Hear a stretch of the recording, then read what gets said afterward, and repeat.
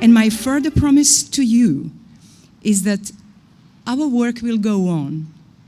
Work to perpetuate the memory of the Holocaust victims, not least as the survivors become ever fewer, and also our broader work to fight anti-Semitism alongside other forms of religious and other hatred and prejudice and discrimination of every kind. We are here to remember the immeasurable suffering of the Shoah, the Nazi genocide of the Sinti and Roma. To the fight against all manifestations of intolerance and incitement to hatred, starting with anti-Semitism. Let me be very concrete by saying that the Council of Europe can and must continue to play a critical role in preventing such atrocities and crimes in the future in Europe and elsewhere. Ladies and gentlemen, I am standing here at the Council of Europe, which was established on the foundation of a promise, never again. However, never again does not mean that millions will not be sent again to the gas chamber. The promise is to create the conditions and the guarantee that Jews in Europe can live freely and that religious freedom can be preserved. This is why I would like to congratulate the Council of Europe for its work, and particularly for the appointment of a special representative on anti-Semitic and all kind of religious intolerance in order to make the living together a reality in the daily lives of European citizens. International Holocaust Remembrance Day is an alarm clock, a wake-up warning. State leaders and officials take part in this day of liberation and salvation on the Hebrew date for the victory over the Nazis initiated by Dr. German Zachariev.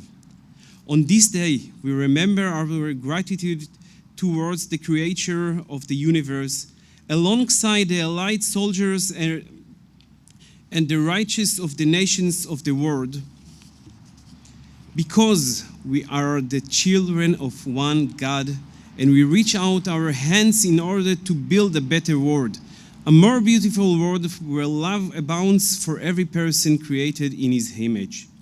On Pesach, the Jewish festival of freedom, we proclaim that in each and every generation, they rise up to destroy us. In this context, and as a native from Jerusalem, it is impossible not to mention our tyrannical enemy from the east, Iran.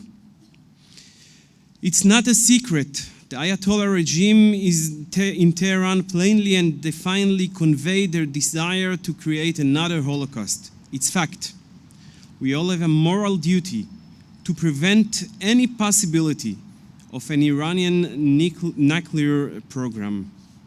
Yesterday, when I was talking to the chief rabbi of French, he reminded me that a few months ago, the French Rabbis Convention was hosted by a member state of the Council of Europe, Azerbaijan, a country with a Shiite Muslim population.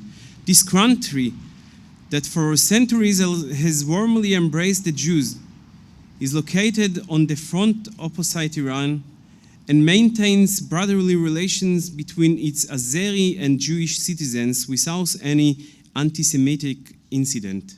This Muslim country that embraces and opens its heart to the Jews and establishes an embassy in Israel is a model of living together. And together, we all pray today for peace in Europe. Oseh shalom bimromav, uyaseh shalom aleinu, ve'imru amen.